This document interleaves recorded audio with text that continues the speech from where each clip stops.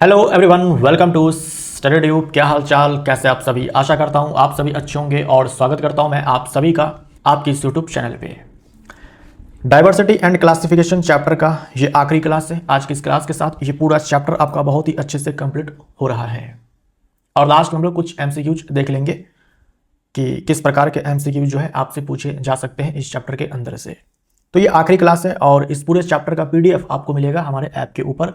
तो ये चैप्टर का अगर आप पीडीएफ चाहते हैं तो आप हमारे एप्लीकेशन पे जा सकते हैं। हम लोगों ने 5 जगत वर्गीकरण को पढ़ा जिसे दिया था आर.एच. व्हिटेकर ने, जिसमें कि हम लोगों ने देखा मोनेरा जगत, प्रोटिस्टा जगत, कवक जगत, पादप जगत और जंतु जगत। अब देखो, ये जो 5 जगत वर्गीकरण पद्धति दिया गया है ना, ये भी पर्याप्त नहीं है जीवन की संपूर्ण विविधता को पूरी तरह समझाने के लिए। ये भी पर्याप्त नहीं है, यानी इसमें भी वैज्ञानिकों को लगा कि यार कुछ कमी है ना। वैज्ञानिकों को लगा कि कुछ कमी है, ये भी जो है 5 जगत वर्गीकरण ये पर्याप्त नहीं है। तो 1977 में कार्ल वूज आते हैं। कार्ल वूज नाम के वैज्ञानिक आते हैं और इन्होंने दिया 6 जगत वर्गीकरण। 6 जगत वर्गीकरण, 6 किंगडम क्लासिफिकेशन। 6 किंगडम क्लासिफिकेशन, इसी को आप बोल सकते हो 3 domain system. 3 domain system, 3 domain प्रणाली। या तो आप 3 डोमेन प्रणाली बोल दो या फिर आप बोल दो 6 जगत वर्गीकरण प्रणाली। तो यहां पर ना पहले इन्होंने 3 डोमेन बनाया। 3 डोमेन बनाया कैसे? एक में रखा बैक्टीरिया, एक डोमेन का नाम बैक्टीरिया, दूसरे को आर्किया और तीसरे को कह दिया यूकैरिया। तो देखो कैसे हम लोग बांटते हैं। सबसे पहले 3 डोमेन्स आएंगे, आर्किया, बैक्टीरिया, यूकैरिया। ये जो आर्किया है और बैक्टीरिया है, इन दोनों में बैक्टीरिया ही आते हैं। आर्किया में वो बैक्टीरिया आते हैं जो सबसे पहले इस धरती पर आए। इस धरती पर सबसे पहले बैक्टीरिया ही आए। तो सबसे पहले जो बैक्टीरिया आए उसको रखा गया इस आर्किया में। यानी इसके अंदर जो बैक्टीरिया आते हैं वो बड़ा ही खतरनाक होते हैं। खतरनाक कैसे होते हैं? अगर अम्लीय माध्यम है वहां पर भी ये बैक्टीरिया जीवित रह लेते हैं। अगर मान लो ज्यादा अम्लीय माध्यम है वहां पर भी बैक्टीरिया जीवित रह लेते हैं। ज्यादा लवणीय माध्यम है वहां पर भी ये जीवित रह लेते हैं। गर्म जल है, एकदम से गर्म जल है, उसमें भी बैक्टीरिया जीवित रह लेते हैं। हाई प्रेशर है उसमें भी ये बैक्टीरिया जीवित रह लेते हैं। एकदम से ठंड वातावरण है उसमें भी ये बैक्टीरिया जीवित रह लेते हैं। यानी जहां कोई जीवित नहीं रह सकता वहां पर इसके अंदर आने वाले बैक्टीरिया जो है जीवित रह लेते हैं।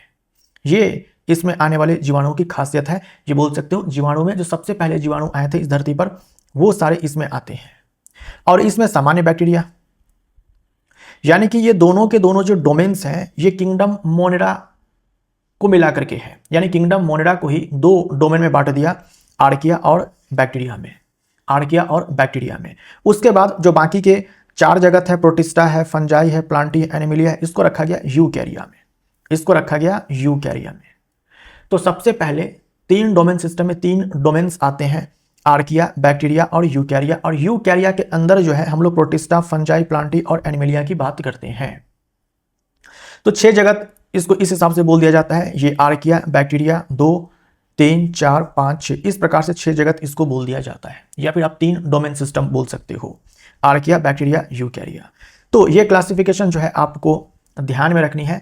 6 जगत वर्गीकरण इसको कहा गया, कार्ल वूज ने दिया था 1977 में। और 5 जगत वर्गीकरण दिया था आर.एच. व्हिटेकर ने। अब यहां पर देखो टैक्सोनॉमिकल हायरार्की। होता क्या है कि जब हम जगत बोलते हैं तो एक जगत के अंदर जो है बहुत सारे फाइलम आते हैं। एक जगत के अंदर बहुत सारे फाइलम आते हैं। जैसे एक देश के अंदर बहुत सारे राज्य आते हैं। हम भारत देश बोलते हैं तो उसके अंदर कई सारे राज्य आते हैं। ठीक वैसे ही एक जगत के अंदर जो है कई सारे फाइलम आते हैं। एग्जाम्पल के तौर पर आप देखिए, जब हम जंतु जगत बोलते हैं तो इसके अंदर देखो ये सारे के सारे फाइलम आते हैं जो हम लोगों ने पिछले वाले क्लास में पढ़ा था, है ना। फाइलम पोडीफेरा है, फाइलम निडेरिया है, फाइलम प्लेटीहेलमिन्थस है, फाइलम निमेटोडा है, फाइलम एनेलिडा है, फाइलम आर्थ्रोपोडा है, फाइलम मोलस्का है और फाइलम इकाइनोडर्मेटा है। हम लोगों ने चर्चा किया था कि यहां से लेकर के यहां तक ये सारे फाइलम में आने वाले जीव इनवर्टिब्रेट्स होते हैं जिनमें नोटोकॉर्ड अब्सेंट है। इनके अंदर आने वाले जो जीव होते हैं उनमें नोटोकॉर्ड प्रेजेंट होते हैं। तो जब हम जंतु जगत बोलते हैं ना, तो इसके अंदर देखो ये सारे जो है फाइलम आते हैं। ये आप इसको ऐसे समझिए कि ये एक देश है और इसके अंदर आने वाले ये सारे के सारे राज्य हैं। जैसे एक जगत के अंदर बहुत सारे संघ आते हैं, फाइलम आते हैं, ठीक वैसे ही एक संघ के अंदर बहुत सारे वर्ग आते हैं, बहुत सारे वर्ग आते हैं। एक देश के अंदर कई सारे राज्य आते हैं और एक राज्य के अंदर कई सारे जिले होते हैं। ऐसे ही आपको समझना है। एक वर्ग के अंदर कई सारे गण आते हैं, एक गण के अंदर कई सारे कुल आते हैं, एक कुल के अंदर कई सारे वंश आते हैं और एक वंश के अंदर कई सारी प्रजातियां आती हैं। राइट। कई सारी प्रजातियां जो निकट संबंधी है, उल्टे तरीके से मैं आपको समझा रहा हूं, उल्टे तरीके से कई सारी प्रजातियां जो निकट संबंधी है, जिनमें समान विशेषताएं पाई जाती है, वो सारे मिल करके बनाते हैं एक वंश। कई सारे वंश जो निकट संबंधी है, जिनमें समानताएं ज्यादा है, वो सारे वंश मिलकर बनाते हैं एक कुल। कई सारे निकट संबंधी कुल जो है ये बनाते हैं गण, और कई सारे गण मिलकर के जो है वर्ग बनाते हैं, कई सारे वर्ग मिलकर के जो है संघ बनाते हैं, और कई सारे संघ मिलकर के जो है जगत बनाते हैं। ये सारे संघ मिलकर के जो है जंतु जगत का निर्माण करते हैं। ठीक है, जंतु जगत का निर्माण करते हैं। जैसे आपसे कोई पूछेगा भाई आप कहाँ रहते हो, आप बोलेंगे कि भारत देश में रहते हैं। फिर सामने वाला पूछेगा यार भारत देश में तो बहुत सारे राज्य हैं, बताओ कौन से राज्य में रहते हो। आप बोलेंगे कि यार मैं बिहार में रहता हूँ। फिर बोलेगा यार बिहार में तो कई सारे जिले हैं, आप बताओ कौन से जिला में रहते हो। मान लो आपने कह दिया पूर्णिया जिला में रहता हूँ, दरभंगा जिला में रहता हूँ, है ना, मुजफ्फरपुर जिला में रहता हूँ। मुजफ्फरपुर जिला में तो यार कई सारे प्रखंड है, बताओ कौन से प्रखंड में रहते हो। एक प्रखंड में तो कई सारे गांव है, बताओ कौन से गांव में रहते हो। ठीक वैसे ही किसी ने बाघ से पूछा बताओ कहाँ रहते हो। बाघ ने कहा भाई जंतु जगत में रहते हैं। तो जगत कौन सा है, एनिमिलिया, यानी कि जंतु जगत। बाघ ने कहा कि यार जंतु जगत में मैं रहता हूँ। ठीक, जंतु जगत में मैं रहता हूँ। फिर किसी ने पूछा यार जंतु जगत में तो कई सारे संघ आते हैं, जंतु जगत में तो कई सारे संघ आते हैं, बताओ कौन से संघ में रहते हो। बाघ ने कहा कि मेरे अंदर जो है रीढ़ की हड्डी है ना, रीढ़ की हड्डी है, यानी कि मेरे अंदर कभी नोटोकॉर्ड था, तो नोटोकॉर्ड वाले को कहाँ रखा गया है, कॉर्डेटा में रखा गया है। तो बाघ ने कहा कि कॉर्डेटा फाइलम के अंदर मैं आता हूँ। फिर इसने कहा यार कॉर्डेटा फाइलम है तो एक फाइलम के अंदर तो कई सारे क्लास आते हैं, कई सारे वर्ग आते हैं, बताओ कौन से वर्ग में रहते हो। तो उसने कहा कि वर्टिब्रेटा, ये मैमेलिया वर्ग में रहता हूँ, है ना। ये उपसंघ को आप, उपसंघ जो है वर्टिब्रेटा है। यूजुअली आपको संघ के बाद वर्ग देखने को मिलेगा, किसी किसी केस में आपको उपसंघ देखने को मिलेगा। तो हम जानते हैं कि नोटोकॉर्ड जिसमें रीढ़ की हड्डी में कन्वर्ट हो जाती है तो उसे हम लोग वर्टिब्रेटा बोलते हैं, कशेरुकी बोलते हैं। फिर पूछा गया कि यार एक वर्ग के अंदर तो कई सारे गण आते हैं, एक वर्ग के अंदर तो कई सारे गण आते हैं, बताओ कौन से गण में रहते हो। तो कहा गण है कार्निवोरा, मांसाहारी। फिर कहा कि फिर पूछा बाघ से कि बाघ भाई बताओ एक गण के अंदर तो कई सारे कुल रहते हैं, बताओ कौन से कुल में हो, कौन से फैमिली में हो। तो कुल फेलिडी है। अब एक कुल में कई सारे वंश आते हैं, बताओ कौन से वंश में हो। तो पैंथेरा वंश में रहता हूं मैं। अब बताओ एक वंश में कई सारी प्रजातियां आती है, तुम कौन सा प्रजाति हो। तो इसने कहा टिग्रिस। आई होप आपको समझ में आ गया होगा, आई होप आपको समझ में आ गया होगा। ये जो पैंथेरा टिग्रिस है ये वैज्ञानिक नाम है, जिसमें टिग्रिस जो है जाति को बताता है और पैंथेरा जो है वंश को बताता है। ये टैक्सोनॉमिकल हायरार्की जो है आपको या तो आप ऐसे याद रखो या फिर आप क्या करो ऐसे याद रखो। अब ये आपके एनसीईआरटी बुक का ही कटआउट है। आप देखो जब हम जगत बोलते हैं तो कितने सारे जीव आ रहे हैं, है ना, कितने सारे जीव आ रहे हैं। ये जंतु जगत को दिखाया गया है कि जंतु जगत के अंदर देखिए भाई कितने सारे जीव आ रहे हैं। जगत तो बड़ा वर्ग है ना, इसके अंदर तो सारे जंतु आ जाते हैं, सारे के सारे दुनिया के जंतु आ जाते हैं। तो बहुत सारे जंतु आपको दिखाए गए हैं। ठीक, बहुत सारे जंतु आपको दिखाए गए हैं। बाघ को हम लोगों ने एग्जाम्पल के तौर पर लिया है, दूसरे तरीके से हम लोग समझ रहे हैं। तो बाघ ने कहा कि जंतु जगत में रहता हूं, तो जंतु जगत में तो बहुत सारे जीव रहते हैं, है ना। जंतु जगत में तो कई सारे संघ है, बताओ कौन से संघ में रहते हो। तो कहा कि कॉर्डेटा, है ना, कॉर्डेटा संघ में। अब जैसे ही कॉर्डेटा बोला यानी कि जो बिना नोटोकॉर्ड वाले हैं इनवर्टिब्रेट से वो सब के सब साइड हो जाएंगे। तो यहां पर आप इस पिक्चर में देखिए, यहां पर आपको ये सारे के सारे जो है बिना नोटोकॉर्ड वाले हैं, नॉन कॉर्डेट्स हैं। तो इन सारे को देखो कॉर्डेटा संघ से हटा दिया गया है, अब नजर नहीं आ रहा है इसमें। कि कॉर्डेटा वाले में केवल वही रहेंगे जिनमें नोटोकॉर्ड होता है, जिनमें रीढ़ की हड्डी होती है। ठीक, अब एक संघ के अंदर जो है कई सारे वर्ग आते हैं, कई सारे वर्ग आते हैं। बाघ से पूछा गया भाई कौन से वर्ग में रहते हो, तो बोला गया कि मैमेलिया, स्तनधारी हूं मैं। जैसे ही बोला कि स्तनधारी है तो बिना स्तनधारी वाले को हटा दो यहां से। बिना स्तनधारी वाले ये सब थे, सांप, मेढक, इन दोनों को हटा दिया गया, है ना। इन दोनों को, ये देखो मछली, ये भी स्तनधारी थोड़ी ना है, तो हटा दिया गया। अब देखो इनमें ये सारे जीव हैं। फिर पूछा गया कि कौन से गण में रहते हो, क्योंकि एक वर्ग में कई सारे गण होते हैं, तो बताओ कौन से गण में रहते हो, तो बोला कि कार्निवोरा हूं मैं, कार्निवोरा गण में रहता हूं, यानी कि मांसाहारी गण है। तो शाकाहारी वाले को हटा दिया यहां से, देखो गाय को हटा दिया गया यहां से, शाकाहारी वाले को हटा दिया गया। फिर पूछा कि भाई एक गण में कई सारे कुल रहते हैं, बताओ कौन से कुल में हो, तो कुल का नाम बाघ ने बताया, फेलिडी, है ना, फेलिडी। अब देखो इसमें और भी कम जंतु बचे हैं, कुछ को हटा दिया गया। उसके बाद क्या हुआ कि भाई एक कुल में कई सारे वंश रहते हैं, एक कुल में कई सारे वंश रहते हैं, तो बोला कि पैंथेरा वंश में मैं रहता हूं। अब देखो इसमें दो ही जीव बचे हैं, बाघ और शेर। फिर पूछा कि एक वंश में कई सारी प्रजातियां होती, बताओ तुम कौन सा प्रजाति हो, तो बोल दिया कि टिग्रिस। तो आप यहां पर क्या देख रहे हैं कि जैसे जैसे हम जगत से जनजाति की ओर जाते हैं, जो जीवों की संख्या है वो घटती चली जाती है, वो घटती चली जाती है। सबसे जो बड़ा, सबसे ज्यादा संख्या में जीव जो है आपको जगत के अंदर देखने को, सबसे ज्यादा संख्या में जीव जो है जगत के अंदर देखने को मिलेंगे, और सबसे कम जो है जाति के अंदर आपको देखने को मिलेंगे। अब एक जाति के अंदर तो कई सारे जीव आएंगे, जैसे हम मानव प्रजाति जब बोलते हैं तो मानव प्रजाति के तो बहुत सारे जीव है ना। हमारे ही देश के अंदर जो है 140 करोड़ जनता है, लोग हैं, है ना। तो मानव प्रजाति में कई सारे जो है मानव आते हैं। ऐसे ही एक जाति, किसी भी जीव की अगर आप एक जाति उठाते हैं तो उसमें कई सारे जो है उसी जाति के जीव आ जाएंगे। तो अगर समानता की बात करते हैं तो जैसे जैसे हम जगत से जाति की तरफ जाते हैं, समानताएं बढ़ती जाती है ना। जैसे टिग्रिस जो प्रजाति है ये बाघ की प्रजाति है, तो बाघ जितने भी होंगे उनमें आपस में समानताएं ज्यादा होंगी ना, उनमें आपस में समानताएं ज्यादा होंगी। लेकिन जब हम वंश की बात करते हैं तो उसमें बाघ और शेर दोनों आ जाते हैं, बाघ और शेर दोनों आ जाते हैं। तो बाघ और शेर में समानताएं हैं, लेकिन दोनों में अंतर भी काफी है। तो वंश में आने वाले जीव होंगे उनमें भिन्नताएं थोड़ी बढ़ जाएगी, कुल में आने वाले जीव उनमें भिन्नताएं थोड़ी और बढ़ जाएगी। ऐसे करते करते जगत में आने वाले जो जीव होंगे, जंतु होंगे, उनमें भिन्नताएं सबसे ज्यादा होगी। देखो यहां पर मछली भी है, स्तनधारी भी है, उसके बाद देखो कीट पतंगे भी हैं, सब के सब आ रहे हैं, तो इनमें भिन्नताएं ज्यादा है। तो यही आपको ध्यान में रखना है कि जैसे हम जगत से जाते हैं जाति की तरफ, तो जीवों की संख्या जो है वो घटती जाती है और समानताएं जो है उनमें बढ़ती जाती है। ये इंपॉर्टेंट है, ये ध्यान में रखिएगा, ठीक है। एक और एग्जाम्पल लिया गया है प्लांट से, मटर का एग्जाम्पल लिया गया है। मटर देखो आएगा पादप जगत के अंदर, है ना, पादप जगत के अंदर, ठीक।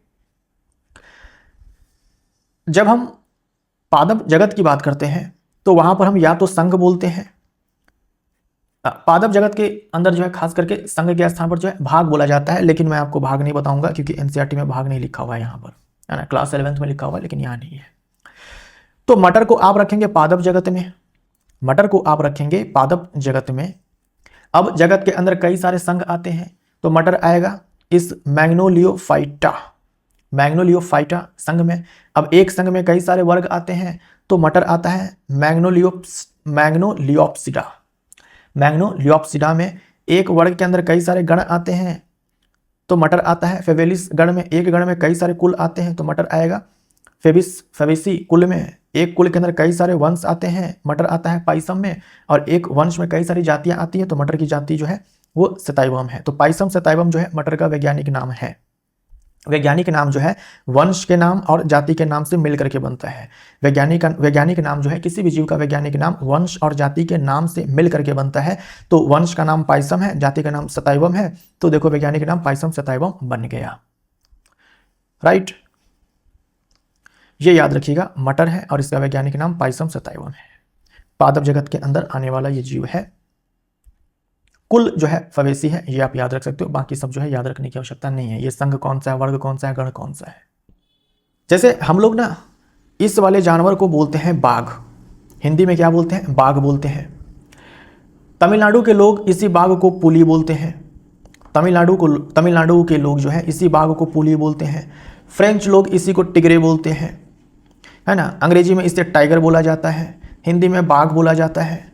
अब सोचो, इन चारों जगहों के लोग, हिंदी बोलने वाले लोग, तमिल बोलने वाले लोग, फ्रेंच बोलने वाले लोग, अंग्रेजी बोलने वाले लोग, ये सब साथ में बैठे हुए हैं, ये सब साथ में बैठे हुए हैं। अब ये जो तमिल बोलने वाले लोग हैं ये बोल रहे हैं कि यार पुली ना बहुत ही डेंजरस एनिमल है, पुली बहुत ही डेंजरस एनिमल है। तो हिंदी बोलने वाले कहा कि नहीं नहीं नहीं, बाघ जो है वो डेंजरस एनिमल है। फ्रेंच वाले ने कहा कि नहीं नहीं, टिगरे जो है बहुत डेंजरस एनिमल है। इसने कहा कि नहीं नहीं, टाइगर जो है वो डेंजरस एनिमल है।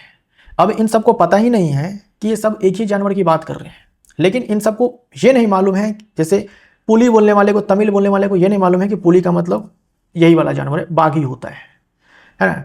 अंग्रेजी बोलने वाले को नहीं पता है कि ये बाघ की बात कर रहा है, और फ्रेंच बोलने वाले को नहीं पता है कि बाघ की बात जो है यहाँ पर की जा रही है। सब एक ही जानवर को इंडिकेट कर रहे हैं, लेकिन सब अलग अलग नाम से पुकार रहे हैं। एक ही जानवर को सब खतरनाक बता रहे हैं, लेकिन कोई किसी की बात को समझ नहीं रहे हैं कि भाई इन सारे का मतलब एक ही है। तो वैज्ञानिकों ने सोचा कि यार ये तो बड़ा ही दिक्कत की बात है। इंडिया में बैठा वैज्ञानिक, अमेरिका में बैठा वैज्ञानिक, जापान में बैठा वैज्ञानिक, ऑस्ट्रेलिया में बैठा वैज्ञानिक, चाइना में बैठा वैज्ञानिक एक ही जानवर के ऊपर बात करेंगे, लेकिन अलग अलग नाम से पुकारेंगे। तो ऐसे में क्या होगा, कन्फ्यूजन क्रिएट होगा। ऐसे में कन्फ्यूजन क्रिएट होगा, है ना, कन्फ्यूजन जो है क्रिएट होगा। तो वैज्ञानिकों ने सोचा कि भाई क्यों ना हम एक यूनिवर्सल सिस्टम बनाएं जीवों के नाम रखने का, और उसी नाम से उस जीव को पूरी दुनिया में पुकारा जाएगा। तो नामकरण के लिए एक सिस्टम आया जिसे कहा गया बाइनोमियल सिस्टम। नामकरण के लिए एक सिस्टम आया जिसे कहा गया बाइनोमियल सिस्टम, द्विनाम पद्धति। द्विनाम पद्धति आया, बाइनोमियल सिस्टम आया, है ना, बाइनोमियल सिस्टम आया। नाम से पता चल रहा होगा आपको कि दो नाम इसमें आएंगे, द्विनाम, दो नाम आएंगे, दो नाम आएंगे। एक नाम आता है वंश का और दूसरा नाम आता है जाति का, है ना। एक नाम वंश का आता है, दूसरा नाम जाति का आता है। तो वंश का नाम और जाति का नाम ये दोनों मिल करके जो है बाइनोमियल सिस्टम में नाम लिखा जाता है।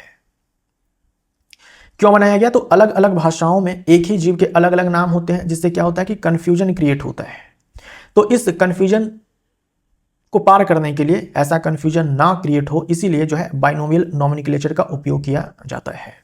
अब ये जो सिस्टम है बाइनोमियल नोमेनक्लेचर, नामकरण का जो सिस्टम है, ये दिया था कार्ल लिनियस ने। ये वही वैज्ञानिक है जिन्होंने दो जगत वर्गीकरण दिया था, जंतु जगत और पादप जगत। 18वीं शताब्दी की बात है।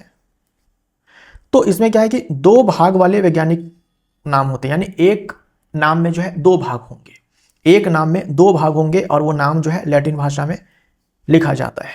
जैसे आप यहां पर देखो, द्विनाम पद्धति, एक ही नाम होगा लेकिन उसके दो भाग होंगे। यहां पर देखो, ये बाघ है, अंग्रेजी में टाइगर बोलते हैं, तमिल में पुली बोलते हैं, है ना, टिगरे बोलते हैं फ्रेंच में। तो वैज्ञानिकों ने कहा कि ऐसा करते हैं, इसका एक साइंटिफिक नाम डाल देते हैं, पैंथेरा टिग्रिस। अब इस नाम से आप पूरी दुनिया में, ये नाम आप किसी भी देश में चले जाओ, बोलो तो समझ में आ जाएगा कि बाघ की बात की जा रही है। उनको पता होना चाहिए, विज्ञान का जो है ज्ञान उनको होना चाहिए, तभी जाकर के एक आम लोग से पूछेंगे तो वो नहीं बताएंगे, और आम लोग जो है याद करके भी क्या करेंगे, जान कर भी क्या करेंगे, है ना। ये स्पेशली जो है जो विज्ञान के क्षेत्र में काम कर रहे हैं, है ना, शोध कर रहे हैं, रिसर्च कर रहे हैं, उनके लिए होता है नाम, ठीक। तो पैंथेरा टिग्रिस जब हम बोलते हैं, देखो एक नाम है लेकिन इसके दो भाग हैं, पैंथेरा और टिग्रिस। यहां देखो, आम का वैज्ञानिक नाम है मैंजीफेरा इंडिका। मैंजीफेरा इंडिका, तो मैंजीफेरा एक पार्ट और इंडिका दूसरा पार्ट। तो दो भाग है ना, एक पहला भाग, दूसरा भाग, पहला भाग, दूसरा भाग। तो इसी को कहा गया द्विनाम पद्धति, बाइनोमियल सिस्टम कहा गया। अब ये दो भाग जो होते हैं ये कैसे बनते हैं, वंश के नाम से और जाति के नाम से, वंश के नाम से और जाति के नाम से, वंश के नाम से और जाति के नाम से। तो जैसे ये पैंथेरा टिग्रिस है, इसमें वंश का नाम कौन हो जाएगा, जो पहले आएगा, जो पहले आएगा, और जो बाद में आएगा वो जाति का नाम है। हम लोगों ने अभी देखा भी था। तो वंश का नाम, अगर जीनस का नाम अगर आपसे पूछा जाए तो आप यहां पर क्या बताएंगे, बाघ के केस में आप बताएंगे पैंथेरा, पैंथेरा बताएंगे। और आम के केस में क्या बताएंगे, ये मैंजीफेरा जो है, मैंजीफेरा। ठीक, वंश का नाम हमेशा कैपिटल लेटर से स्टार्ट किया जाता है, ये भी आपको ध्यान में रखना है। वंश का नाम हमेशा कैपिटल लेटर से, बड़े अक्षर से स्टार्ट किया जाता है। अच्छा, बाद में आने वाला जो नाम होता है वो जाति का नाम होता है। तो यहां पर आप क्या बोलेंगे, टिग्रिस, टिग्रिस, और यहां पर आम में इंडिका। जाति का नाम हमेशा ही स्मॉल लेटर में लिखा जाता है, जाति का नाम हमेशा ही स्मॉल लेटर में लिखा जाता है। यहां देखो, पैंथेरा टिग्रिस का मतलब बाघ, पैंथेरा टिग्रिस का मतलब बाघ, और पैंथेरा लियो का मतलब शेर। पैंथेरा टिग्रिस का मतलब बाघ, पैंथेरा लियो का मतलब शेर।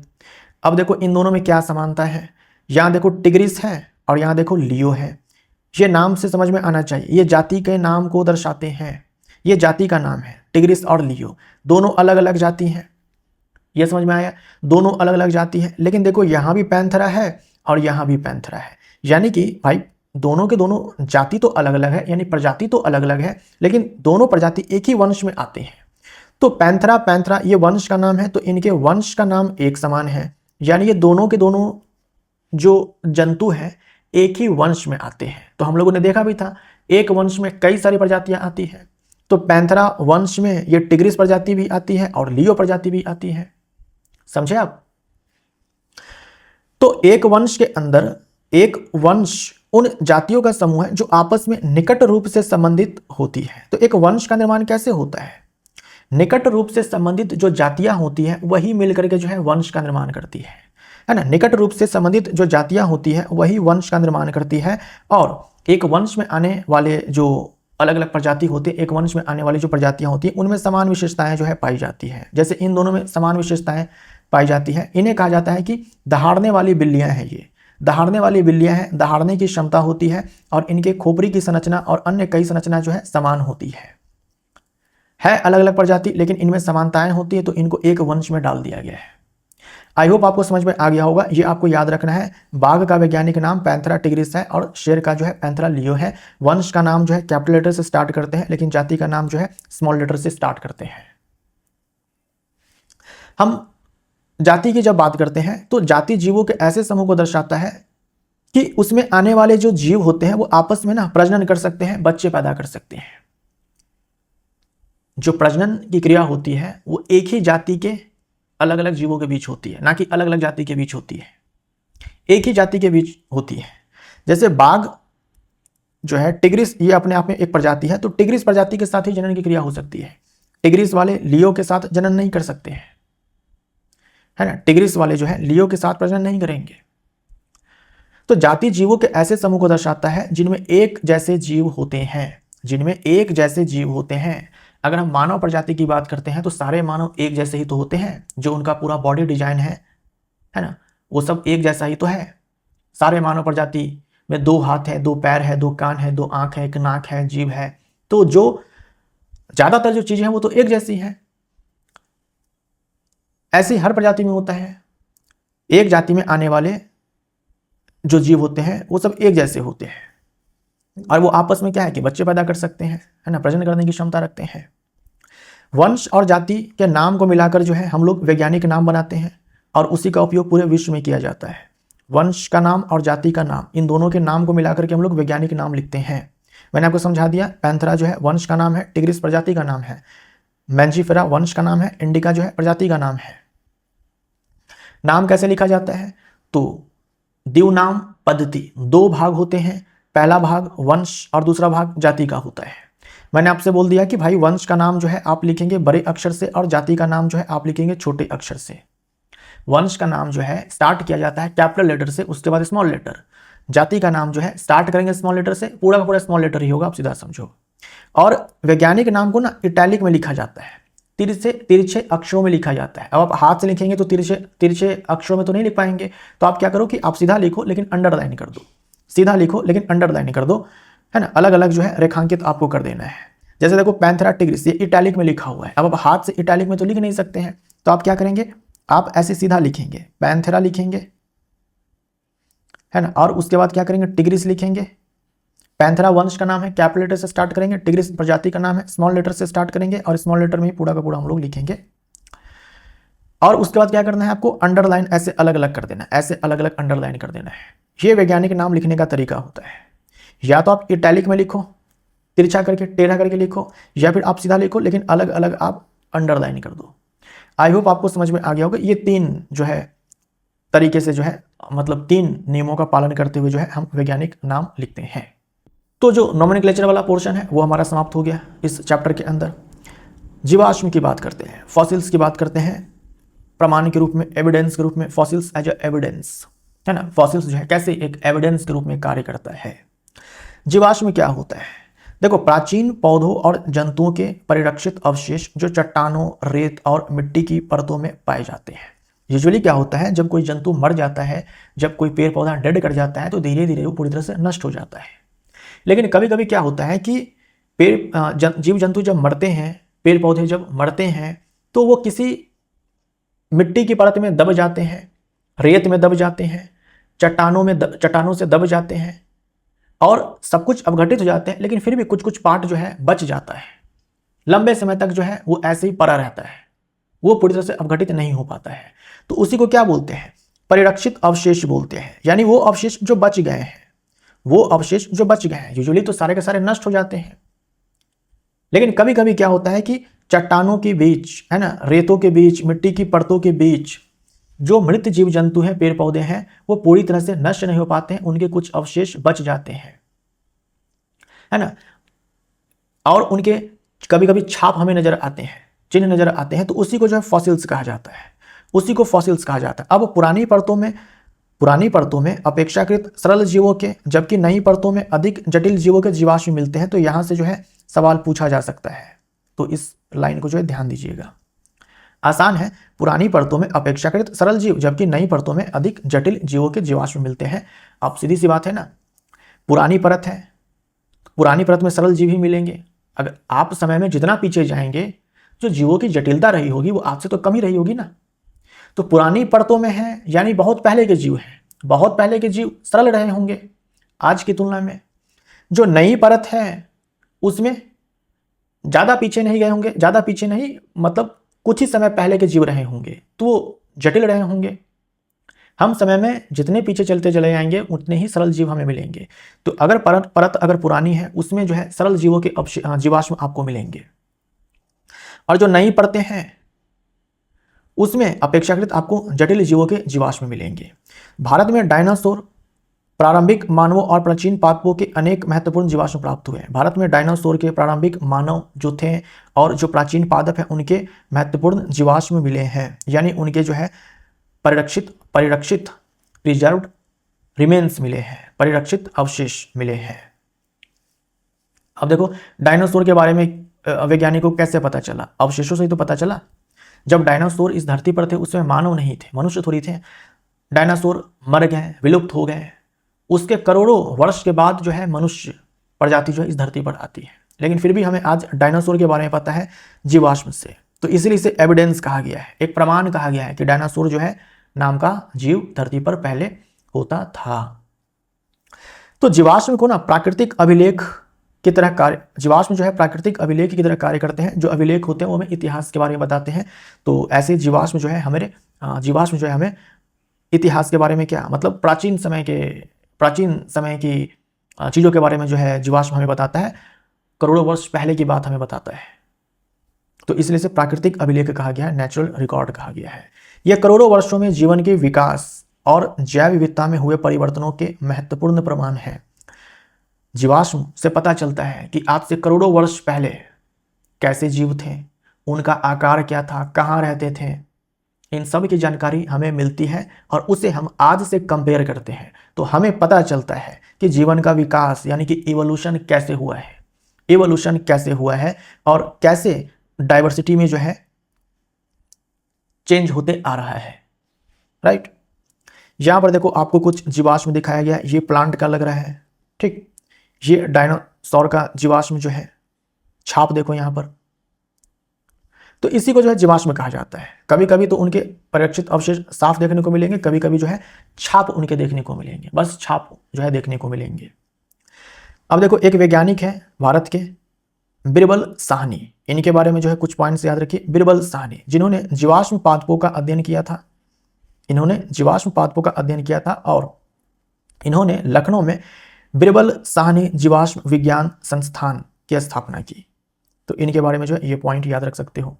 ऐसे वन, ऐसे जंगल, ऐसे फॉरेस्ट जहां डाइवर्सिटी काफी ज्यादा देखने को मिलता है, समृद्ध जैव विविधता वाले वन, ऐसे वन जहां डाइवर्सिटी ज्यादा देखने को मिलता है ना, बायोडाइवर्सिटी ज्यादा देखने को मिलता है, वो आपदा के प्रभाव को कम करता है। अब कैसे कम करता है, इसको लेकर के जो है आपको 3-4 एग्जाम्पल्स दिए गए हैं, उन्हें पढ़ना है ना, उन्हें पढ़ना है। कहा जा रहा है आपसे कि जो वन होते हैं जहां ज़्यादा डाइवर्सिटी जो है वो देखने को मिलती है, वो ना भौतिक बैरियर है ना, भौतिक अवरोधक, जैविक अवरोधक, रासायनिक अवरोधक के रूप में कार्य करते हैं।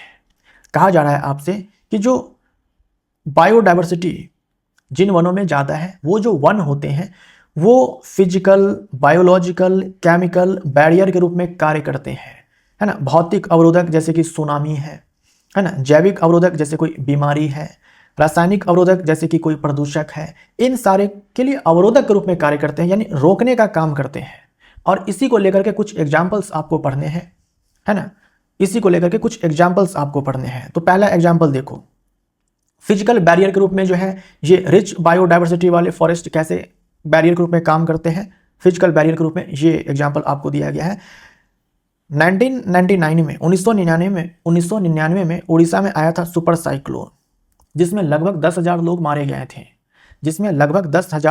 गए थे। उनमें देखा गया कि जहां ज़्यादा मैंग्रोव वन है, मैंग्रोव वन वो होते हैं जो समुद्र के किनारे जो है वन होते हैं, है ना, समुद्री तट पे जो है जो वन होते हैं उसी को मैंग्रोव वन कहा जाता है। तो देखा गया कि जहां मैंग्रोव वन ज़्यादा है वहां कम विनाश हुआ है, जहां कम मैंग्रोव वन है वहां अधिक विनाश हुआ है। अब सीधी सी बात है, चक्रवात है, हवा की गति काफ़ी तेज होती है, तो अगर वन है, वन में बहुत सारे पेड़ पौधे हैं, वो हवा की गति को रोक देते हैं। और जहां नहीं है वहां क्या है कि ऐसे जो भी घर वगैरह है सबको तबाह कर दिया, विनाश कर दिया। तो जिन क्षेत्रों में अधिक वन थे वहां विनाश अपेक्षाकृत कम हुआ। तो यहां पर वन ने क्या किया, वन ने यह किया कि फिजिकल बैरियर के रूप में काम किया है इस चक्रवात के लिए। ठीक, ये याद रखना है आपको। हम लोग पढ़ रहे हैं रिच बायोडाइवर्सिटी वन के बारे में कि कैसे ये फिजिकल, बायोलॉजिकल और केमिकल बैरियर के रूप में कार्य करते हैं। तो फिजिकल बैरियर के रूप में कार्य करते हैं, उसका ये एक एग्जाम्पल आपके बुक में दिया गया है।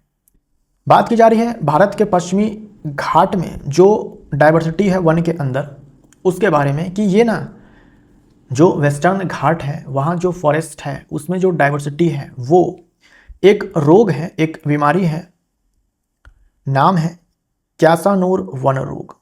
क्यासानूर वन रोग जो कि किलनी के काटने से फैलता है, इसके विरुद्ध जैविक अवरोधक का कार्य करती है। वेस्टर्न घाट में जो वन है उसमें जो बायोडाइवर्सिटी है वो ये जो KFD है, क्यासानूर फॉरेस्ट डिजीज है, इसको फैलने से रोकने का काम,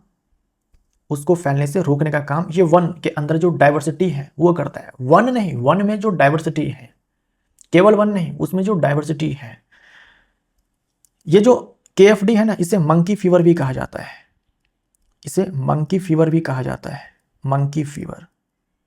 मंकी फीवर बोल दो या फिर क्या बोल दो आप, KFD बोल दो, क्यासानूर फॉरेस्ट डिजीज बोल दो। और ये जो है वायरस के कारण होता है, वायरल डिजीज है। इस वायरस को पसंद होता है ये बंदर। जब संक्रमित बंदर को, यानी पहले से मंकी फीवर का वायरस इस बंदर के अंदर है, जब इस बंदर को ये टिक काटता है इसका खून पीने के लिए, खून चूसने के लिए, इसको न्यूट्रिशन चाहिए जो कि बंदर के खून से ये लेगा। तो जब किलनी इस बंदर को काटेगा तो किलनी के अंदर, इस टिक के अंदर जो है ये वायरस पहुंच जाएगा। फिर ये जो टिक है ये इंसान को काटेगा, इंसान को ये बीमारी हो जाएगी। अब मान लीजिए कि जो वन है वहाँ डाइवर्सिटी कम है, वन में विविधता कम है, डाइवर्सिटी कम है। तो इसको आप एक एग्जाम्पल से समझिए। जैसे मान लीजिए कि हम पहला केस लेते हैं कि डाइवर्सिटी कम है। डाइवर्सिटी कम होने से क्या हो रहा है कि एग्जाम्पल के तौर पर मान लो कि 100 कुल मिलाकर के जानवर हैं, 100 जानवर में जो है डाइवर्सिटी कम होने के कारण जो 80 जानवर है, मान लीजिए कि मंकी है, बंदरी है, और बाकी के 20 में जो है अदर्स है। ये अदर्स में जो है बाघ, शेर, हिरन, गिलहरी, चूहा, खरगोश सब आ रहे हैं। 20 अदर है, लेकिन ज़्यादातर जो है बंदर है, ज़्यादातर जो है बंदर है। अब ये 80 बंदर जो है ज़्यादा चांस है कि ये संक्रमित हो। 80 में से ज़्यादातर तो संक्रमित ही होंगे, 80 में से ज़्यादातर जो है वो तो संक्रमित ही होंगे, क्योंकि इस वायरस को पसंद ही बंदर है। तो ये जो टिक है इसके पास ज़्यादा ऑप्शंस है बंदर के रूप में। जब ये टिक जानवरों को काटना चालू करेंगे तो बंदर को ये ज़्यादा काटेंगे, क्योंकि 80 तो बंदर ही है, बाकी के तो अन्य जीव है, इसको काटेंगे तो चलो टिक के अंदर वायरस नहीं जाएगा। लेकिन संख्या में 80 अगर बंदर है तो टिक के अंदर वायरस जाएंगे, यानी ज़्यादा से ज़्यादा टिक जो है संक्रमित होंगे। फिर ज़्यादा से ज़्यादा टिक अगर संक्रमित होंगे तो इंसानों को जब वो काटेंगे तो ज़्यादा चांस है कि वहाँ तक वायरस पहुँच जाए। अब एक दूसरा केस मान लीजिए, जैसे मान लो कि 100 जानवर है, 100 तरह के जानवर है, इसमें डाइवर्सिटी बहुत ज़्यादा है, डाइवर्सिटी बहुत ज़्यादा है। तो इस बार मान लो डाइवर्सिटी ज़्यादा होने के कारण 80 नहीं 20 ही बंदर होगा, और बाकी के 80 में तरह तरह के जीव होंगे, तरह तरह के बाघ, शेर, हिरन, चीता, भालू, गिलहरी, चूहा, खरगोश, तरह तरह के जीव होंगे। डाइवर्सिटी ज़्यादा है, इस कारण डाइवर्सिटी ज़्यादा मतलब अलग अलग वैरायटी के जानवर होंगे। इस वायरस को पसंद कौन? बंदर पसंद है। अब क्या है कि 20 बंदर है, यानी कम से कम बंदर है ना, पहले की तुलना में अब बंदर की संख्या कम है, तो कम से कम चांस है, यानी 20 में से अगर मान लो 20 के 20 मान लो कि बंदर संक्रमित है, तो अगर जब किलनी अब टिक जो है काटना चालू करेंगे जानवरों को, तो इसके पास अब क्या है कि 20 ही बंदर है जो संक्रमित है। तो ऐसे में संक्रमित टिक की संख्या घट जाएगी ना, क्योंकि इनके पास ऑप्शन ज़्यादा है। 80 अदर प्रकार के भी तो जानवर हैं, उनको भी तो काटेंगे, लेकिन अगर उनको काटेंगे तो उसके अंदर वायरस का कोई इफेक्ट पड़ने वाला नहीं है, क्योंकि इस वायरस को पसंद ही बंदर है, राइट। क्योंकि बंदर की संख्या कम है, डाइवर्सिटी ज़्यादा होने के कारण, तो संक्रमित टिक की संख्या भी कम हो जाएगी। अगर संक्रमित टिक की संख्या कम हो जाएगी तो इंसानों को जब वो काटेंगे, क्योंकि संक्रमित टिक की संख्या कम है, तो कम चांस है कि इंसानों में ये जो फीवर है, ये जो वायरस है, ये पहुंच पाए। आई होप आपको समझ में आया होगा। तो इस प्रकार से जो डाइवर्सिटी है, ज़्यादा डाइवर्सिटी हुआ तभी तो कम से कम संक्रमित टिक यहाँ पर बना, कम से कम टिक जो है संक्रमित हुआ, राइट। तो इस प्रकार से जो है बायोलॉजिकल बैरियर के रूप में कार्य करता है। उसके बाद जो वनों की मृदा होती है, वनों में जो मिट्टी है, जो जड़ है, इनमें ना तरह तरह के सूक्ष्म जीव पाए जाते हैं, इनमें तरह तरह के सूक्ष्म जीव पाए जाते हैं। ये अब एग्जाम्पल आपके सामने है, केमिकल बैरियर के रूप में कैसे कार्य करता है। इनमें तरह तरह के सूक्ष्म जीव पाए जाते हैं जो क्या करते हैं, रासायनिक जो प्रदूषक होते हैं इन्हें वो रूपांतरित या विघटित कर देते हैं, यानी दूसरे फॉर्म में कन्वर्ट कर देते हैं जो हानिकारक नहीं है, या फिर उसको क्या करते हैं कि नष्ट ही कर देते हैं। तो अगर दूसरे फॉर्म में कन्वर्ट कर दिया या फिर नष्ट कर दिया तो उसके बाद क्या होगा, मान लो कि बारिश हो जाती है, तो बारिश का जो पानी है वो रीस करके जब भूजल में जाएगा तो वो भी प्रदूषित नहीं होगा, और पानी बह करके मान लो नदियों में चला गया, नदियों से समुद्र में चला गया, तो भी ना नदियाँ जो है प्रदूषित होने वाली है और ना ही समुद्र प्रदूषित होने वाला है, क्योंकि जो प्रदूषक था उसको तो नष्ट कर दिया गया है। तो इससे क्या है कि जो पानी का क्वालिटी है, चाहे हम नदी की बात करें, समुद्र की बात करें, चाहे भूजल की बात करें, वो बेहतर बना रहता है ना। और इससे जो है इकोसिस्टम सुरक्षित रहता है, जो एक्वेटिक इकोसिस्टम है वो सुरक्षित रहता है। उसके बाद हम जानते हैं कि पेड़ पौधे जो होते हैं वो मिट्टी के कटाव को रोकते हैं, तलछट को रोकते हैं। अगर कोई भारी धातु है, मरकरी है, कैडमियम है, लेड है, ये सब जो भारी धातु है उन सारे को रोक कर रखते हैं। अगर ये वन नहीं होंगे तो क्या होगा, पानी के साथ बह करके मिट्टी, तलछट, जो भारी धातुएं हैं वो सब के सब नदियों में और नदियों से समुद्र में पहुंच जाएंगे। तो इस प्रकार से जो फॉरेस्ट होते हैं ये प्राकृतिक आपदा के प्रभाव को कम करते हैं। यहाँ कुछ एग्जाम्पल्स आपको पढ़ने थे, सारे मैंने समझा दिए आपको। अगला टॉपिक आपको पढ़ना है जैव विविधता पर मंडराता खतरा। जैव विविधता पर मंडराता खतरा, जो बायोडाइवर्सिटी है वो खतरे में है, डेंजर में है। इस धरती पर जितने भी प्रकार के जीव हैं, जितनी भी प्रजातियां हैं, सबका अपना रोल है और इम्पॉर्टेंट रोल है इकोसिस्टम में, है ना। प्रत्येक प्रजाति पारिस्थितिक तंत्र में महत्वपूर्ण भूमिका निभाती है, वरना नेचर उन सारे प्रजातियों को आखिर बनाती ही क्यों। ठीक, पौधे हैं, भोजन बनाते हैं, खुद भी खाते हैं, अन्य जीवों को भी देते हैं। ऑक्सीजन उत्पादन करते हैं जिनका इस्तेमाल जंतु श्वसन में करते हैं। जंतु जो है परागण एवं बीज प्रसारण करते हैं। सूक्ष्म जीव जो है पोषक तत्वों के पुनर्चक्रण करते हैं और अन्य प्रकार की प्रजाति जो है अपना अलग अलग तरीके से रोल प्ले करते हैं। लेकिन अब क्या है, जो बायोडाइवर्सिटी है उनके ऊपर खतरा मंडरा रहा है। कैसे? प्रदूषण से, है ना, वनों की कटाई से, संसाधनों का अत्यधिक दोहन से, जो भी प्राकृतिक संसाधन है, जलवायु परिवर्तन के कारण जो है, यानी ये सारे प्रमुख कारण हैं जिनके कारण जो बायोडाइवर्सिटी है वो खतरे में है। एक प्रजाति अगर खतरे में आती है, एक प्रजाति अगर खतरे में आती है तो उस प्रजाति के ऊपर निर्भर रहने वाले जो दूसरे प्रजाति हैं वो भी खतरे में आ जाते हैं। अगर एक प्रजाति मरती है तो उस पर डिपेंडेंट जो भी प्रजातियां हैं वो सब जो है प्रभावित होंगे, वो सब मरेंगे। हो सकता है कि उस पर डिपेंडेंट जो दूसरी प्रजातियां वो भी विलुप्त हो जाए, समझे, वो भी विलुप्त हो जाए। तो एक प्रजाति अगर खतरे में आती है तो उस पर निर्भर रहने वाले सारे के सारे प्रजाति जो है वो खतरे में आ जाते हैं। तो ये नहीं समझना है कि चलो एक प्रजाति का नुकसान हुआ है, नहीं, एक प्रजाति पर डिपेंडेंट कई सारी प्रजातियां होती है, उन सारे का नुकसान हो जाता है, उस सारे के सारे प्रभावित होते हैं। अब एक मेढक है ना, उसके बारे में जो है आपको पढ़ना है। जब वैज्ञानिक किसी नए जीव की खोज करते हैं, जैसे एक बच्चा जन्म लेता है उसका नाम रखते हैं ना, ऐसे वैज्ञानिक जब किसी नए जीव की खोज करते हैं तो पहले तो उनको वो मिलाते हैं कि भाई पहले से जो जीव ज्ञात हैं किसके साथ संबंधित है, ताकि उसको भाई कौन से जगत में रखना है, कौन से फाइलम में रखना है, कौन से वर्ग में रखना है, कौन से कुल में रखना है, कौन से वंश में रखना है, इन सारे को देखना पड़ेगा ना। तो जब वैज्ञानिक किसी नए जीव की खोज करते हैं, तो उसकी तुलना पहले से ज्ञात जातियों से करते हैं कि किसके साथ भाई ये मेल खा रहा है। उसके बाद उसका नाम रखते हैं, अब नाम हम जानते हैं कि वंश का नाम होता है, जाति का नाम होता है। तो जाति का नाम जो है कभी कभी क्या होता है कि जिस स्थान से पहली बार खोजा गया होता है उस स्थान के नाम पर रख दिया जाता है, या फिर कभी कभी क्या होता है किसी वैज्ञानिक के सम्मान में जाति का नाम रख दिया जाता है ना।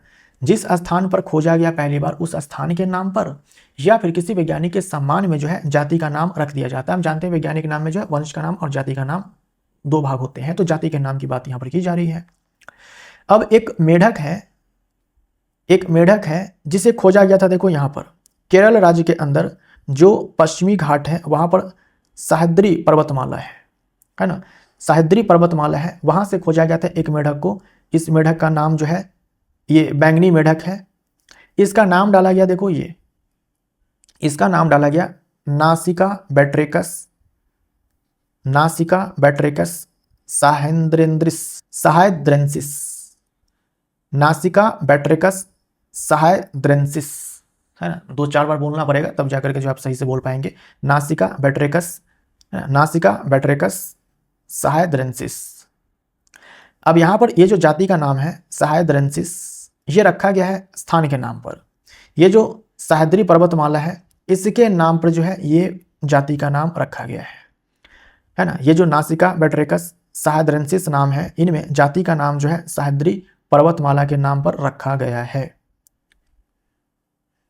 तो आपसे सवाल पूछा जा सकता है कि किसका नाम सह्याद्री पर्वतमाला के नाम पर रखा गया है, आपसे पूछा जा सकता है, तो आप बोलेंगे बैंगनी जो मेढक है, पर्पल जो मेढक है।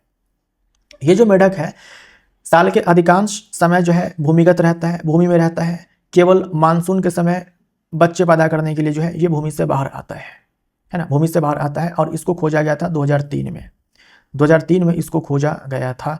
कहाँ से खोजा गया था? तो यही जो सह्याद्री पर्वतमाला है वहाँ से खोजा गया था, पश्चिमी घाट में केरल के अंदर, राइट। तो बैंगनी रंग का अनूठा मेढक है, यहाँ पर देख लो आप, जमीन के अंदर जो है ज़्यादातर समय ये रहता है। तो इस मेढक के बारे में याद रखिएगा, पर्पल मेढक, बैंगनी मेढक की खोज 2003 में होती है। नाम रखा गया है सह्याद्री पर्वतमाला के ऊपर, जाति का नाम नासिका बैट्रिकस साहेद्रेंसिस इसका वैज्ञानिक नाम है। अब एक तैरता हुआ घास का मैदान है जिसे कहा जाता है फुमडिस, है ना, जिसे कहा जाता है फुमडिस। ये यूनिक इकोसिस्टम में से एक है। काफ़ी यूनिक इकोसिस्टम में से एक है। यहाँ पर देखो तैरता हुआ घास का मैदान, ये देख रहे हो, इसी को कहा गया ये तैरता हुआ घास का मैदान है।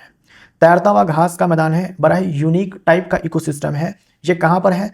तो मणिपुर, ये झील है अपने आप में एक, है ना। झील के ऊपर ये तैरता हुआ घास का मैदान है। झील का नाम है लोकटक झील, जो कि मणिपुर में है। मणिपुर में है। केबुल लामजाओ राष्ट्रीय उद्यान, केबुल लामजाओ राष्ट्रीय उद्यान में ये लोकटक झील है, उसी में ये तैरता हुआ घास का मैदान है। मिट्टी, घास और जैविक पदार्थों की तैरती हुई परतें हैं। अगर हम इसकी मोटाई देखें तो ये सेंटीमीटर से लगभग 2 मीटर तक हो सकती है, तो 2 मीटर जो है अच्छी खासी लंबाई है। ये देखो संगाई हिरन, संगाई हिरन केवल मणिपुर में पाया जाता है, केवल मणिपुर में पाया जाता है। इसे डांसिंग डियर कहा जाता है, नृत्य करने वाला हिरन कहा जाता है। और ये अपना ज़्यादातर समय जो है फुमडिस यानी इसी तैरते हुए घास के मैदान पर बिताता है। ये सब आपको याद रखना है।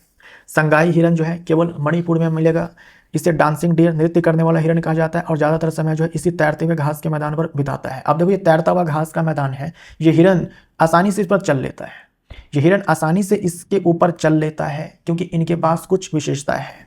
कुछ विशेषता क्या है? आप यहाँ पर इसको देखो, ये इसके पैर को देखिए। अगर कोई भारी जंतु आ जाए फिर तो ये तैरता हुआ घास का मैदान ये तो डूब जाएगा ना, लेकिन ये आसानी से चल लेता है। क्यों चल लेता है? तो इसकी सबसे बड़ी पहचान इसकी विशेष खुर और लंबे पैर है। खुर और लंबे पैर में ही इनकी वो विशेषता है जिससे ये तैरते सतह पर चलने में, तैरते हुए इस घास के मैदान पर आसानी से चल लेते हैं। ये विशेषता इसके कहाँ है? खुर और लंबे पैर में है। अब इसके बारे में खास बात क्या है? देखो 1951 में ना इसे विलुप्त घोषित कर दिया गया था कि अब ये विलुप्त हो चुका है, अब ये विलुप्त हो चुका है, लेकिन 1953 में फिर से इसको दोबारा देखा गया। पहचान क्या है? खुर और लंबे पैर, है ना, खुर और लंबे पैर, इन्हीं में इनकी विशेषता है जिसके कारण ये तैरते हुए घास के मैदान पर चल लेते हैं। वर्तमान स्थिति में देखा यह जा रहा है कि जो तैरता हुआ घास का मैदान है फुमडिस, है ना, फुमडिस, अब ये नष्ट हो रहा है। संगाई हिरन जो है अब ये IUCN international union for conservation of nature, ये इसका फुल फॉर्म है, international union for conservation of nature के रेड लिस्ट में है। यानी अब ये संकट में है, ये संकट में है। इसके प्राकृतिक आवास के नष्ट होने से इसकी संख्या जो है कम हो गई है ना। इसके प्राकृतिक आवास के नष्ट होने से इसकी संख्या पर गंभीर खतरा है। ये IUCN के रेड लिस्ट में है। तो ये वर्तमान स्थिति है, यानी कि खतरे में है। संरक्षण का उपाय क्या है? कई सारे स्टेप्स जो है उठाए गए हैं, कई सारे स्टेप्स उठाए गए हैं, जिनमें फुमडिस और लोकटक झील का संरक्षण, अवैध शिकार पर रोक लगाया गया है, प्रदूषण अतिक्रमण को नियंत्रित किया गया है, और जो स्थानीय समुदाय है उनकी भागीदारी बढ़ाना कि भाई जो आसपास के लोकल लोग हैं आपको भी जो है देखभाल करनी है। संगाई हिरन और उसके आवास के संरक्षण के लिए जागरूकता फैलाना। तो ये सब क्या है? कुछ उपाय है। क्योंकि बायोडायवर्सिटी चैप्टर का नाम ही है बायोडायवर्सिटी एंड क्लासिफिकेशन, तो बायोडायवर्सिटी के बारे में जो है आपको काफ़ी कुछ पढ़ना है इस चैप्टर के अंदर, और पूरा चैप्टर आपका समाप्त होता है इसी के साथ। कुछ प्रश्नों को देख लेते हैं। ये आपके नई वाली NCERT बुक का सवाल है। मीना और हरि ने अपने उद्यान में यानी अपने खेत में एक जंतु देखा। मीना और हरि एक खेत में जो है एक जंतु को देखा। हरि ने उसे कीट कहा। हरि ने कहा कि वो कीट है, जबकि मीना ने कहा कि नहीं वो केंचुआ है। कीट और केंचुआ दोनों के दोनों जंतु हैं, लेकिन हरि ने कीट के रूप में उसको पहचाना, जबकि मीना ने केंचुआ के रूप में पहचाना है। उस सही विकल्प को चुनिए जो यह पुष्टि करता है कि वह एक कीट है। तो कीट में जो है संधि युक्त उपांग होते हैं, ज्वाइंटेड अपेंडेजेज होते हैं, राइट। तो हम बोलेंगे संधित पाद वाली काया। 2 हमारा राइट आंसर हो जाएगा। ये कीट की पहचान है, ये कीट की पहचान है। स्पंज जंतु जगत की सबसे सरल शरीर संरचना वाले जीवों का प्रतिनिधित्व करता है। जंतु में जो सबसे पहले जंतु आए वो स्पंज थे, फाइलम पोडीफेरा के जीव। उनके शरीर में वास्तविक ऊतक और अंग नहीं होते हैं, हम लोगों ने पढ़ रखा है। केवल कोशिकाएं होती हैं, कोशिका मिलकर के ऊतक नहीं बनाते हैं, ऊतक नहीं बने तो अंग भी नहीं बनेंगे। स्पंज कोशिकाओं की कौन सी विशेषता उसे जंतु जगत के अंतर्गत वर्गीकृत करने का आधार है? माइटोकॉन्ड्रिया की अनुपस्थिति। अब देखो, जंतु जगत के अंदर आने वाली जो कोशिकाएं होती हैं सब के सब कैसी होती हैं? यूकैरियोटिक होती हैं। यूकैरियोटिक में जो है माइटोकॉन्ड्रिया क्यों नहीं पाई जाएगी? बिल्कुल पाई जाएगी। तो माइटोकॉन्ड्रिया अनुपस्थित, तो ऐसा कुछ नहीं होता है। प्रकाश संश्लेषण करने की क्षमता, जंतु प्रकाश संश्लेषण नहीं करते हैं। कोशिका भित्ति की उपस्थिति, जंतुओं में कोशिका भित्ति नहीं होती है। कोशिका झिल्ली की उपस्थिति, तो मात्र यही एक ऑप्शन बचता है, तो 3 हमारा राइट आंसर हो जाएगा। निम्नलिखित पादपों में से किसमें जड़, तना और पत्तियां स्पष्ट रूप से विभेदित नहीं होती है? ये रेलवे ग्रुप डी 2018 का सवाल है इसी चैप्टर से। जड़, तना और पत्तियां स्पष्ट रूप से विभेदित नहीं होती है, तो ये आपने देखा था कि थैलोफाइटा में जो बॉडी है वो थैलस के रूप में जो है होता है, यानी जड़, तना, पत्ती जैसी कोई संरचना नहीं होती है ना। जो बॉडी है वो अनडिफरेंशिएटेड होता है। तो थैलोफाइटा के अंदर एक आपने एग्जाम्पल पढ़ा था स्पैरोगैरा। स्पैरोगैरा इसका राइट आंसर हो जाएगा। स्पैरोगैरा जो है राइट आंसर हो जाएगा। हिटेकर यानी कि RH हिटेकर नहीं, विटेकर होना चाहिए था, है ना। विटेकर, RH विटेकर द्वारा प्रतिपादित 5 किंगडम वर्गीकरण में निम्न में से कौन सा समूह शामिल नहीं है? तो जंतु जगत, प्रोटिस्टा जगत, कवक जगत, पादप जगत और मोनेडा जगत, ये 5 जगत आते हैं। प्रोटोजोआ कोई जगत नहीं है। D option right answer. 5 जगत वर्गीकरण में कोई जगत नहीं है। प्रोटोजोआ को, ये जो प्रोटोजोआ है ये प्रोटिस्टा जगत के अंदर, ये इस वाले जगत के अंदर आते हैं। विटेकर के यहाँ हिटेकर लिखा हुआ है तो आप इसको RH विटेकर समझेंगे कि वर्गीकरण के अनुसार डैश समूह में शामिल जीवों में पूर्णतः विकसित नाभिक नहीं पाया जाता, यानी कि वास्तविक केंद्रक नहीं पाया जाता है। तो ये किंगडम मोनेडा में जो जीव आते हैं वो प्रोकैरियोट्स होते हैं, यानी कि वास्तविक केंद्रक नहीं पाया जाता है। ये भी एग्जाम का पूछा हुआ सवाल है। 3 डोमेन सिस्टम के अनुसार निम्नलिखित में से कौन सा किंगडम यूकेरिया डोमेन के अंतर्गत नहीं आता? यूकेरिया के अंदर 4 जगत आपके आ जाते हैं जो भी यूकैरियोट्स वाले हैं, प्रोटिस्टा, कवक, पादप, जंतु। नहीं आता है कौन? बैक्टीरिया। बैक्टीरिया के लिए 2 डोमेन है, बैक्टीरिया और आर्किया। ठीक, बाकी के ये 3 जो है और एक और जो जंतु जगत है वो यूकैरिया डोमेन के अंतर्गत आता है।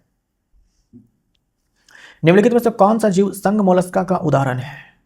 संघ मोलस्का का उदाहरण है स्टारफिश, स्क्विड और स्नेल। घोंगा, घोंगा, स्क्विड और स्टारफिश मोलस्का का उदाहरण है। नहीं, स्टारफिश नहीं है, घोंगा है। स्टारफिश तो इकाइनोडर्मेटा का जीव है। घोंगा, स्क्विड, है ना। घोंगा, स्क्विड और ऑक्टोपस जो आपको एग्जाम्पल पढ़ना है। स्टारफिश और समुद्री अर्चिन ये इकाइनोडर्मेटा का जीव है। केंचुआ ये आपका एनालिडा है और ये हाइड्रा जो है ये फाइलम निडेरिया का जीव है। द्विनाम पद्धति बाइनोमियल नोमेनक्लेचर के अनुसार निम्नलिखित में से किस जीव का वैज्ञानिक नाम मेंजीफेरा इंडिका है? मेंजीफेरा इंडिका किसका वैज्ञानिक नाम है? ये आम का वैज्ञानिक नाम है। बाघ का पैंथेरा टिग्रिस, शेर का पैंथेरा लियो। निम्नलिखित वैज्ञानिकों में से किसने जीवों के वर्गीकरण में सबसे पहले प्रोटिस्टा किंगडम को जोड़ा था? तो सबसे पहले तो यहां पर देखो कैरोलोस लिनियस है जो 2 जगत वर्गीकरण इन्होंने दिया था, है ना। 2 जगत वर्गीकरण दिया था कैरोलोस लिनियस ने, जंतु जगत और पादप जगत। उसके बाद प्रोटिस्टा जगत को ऐड किया था अंस ठीकल ने, 3 जगत वर्गीकरण आया था। उसके बाद कोपलैंड आए और इन्होंने मोनेडा जगत को ऐड किया, 4 जगत वर्गीकरण हो गया। उसके बाद कवक जगत को ऐड किया RH विटेकर ने, 5 जगत वर्गीकरण हो गया।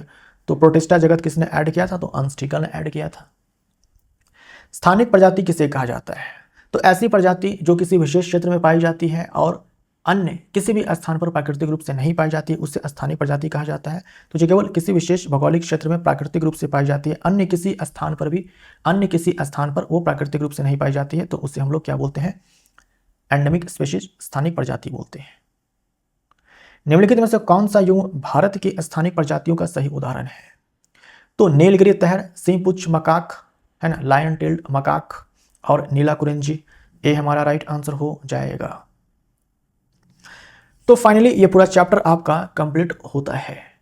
इसका PDF आपको मिलेगा हमारे ऐप के ऊपर। ऐप का डाउनलोडिंग लिंक मिलेगा वीडियो के डिस्क्रिप्शन बॉक्स में। Thank you so much.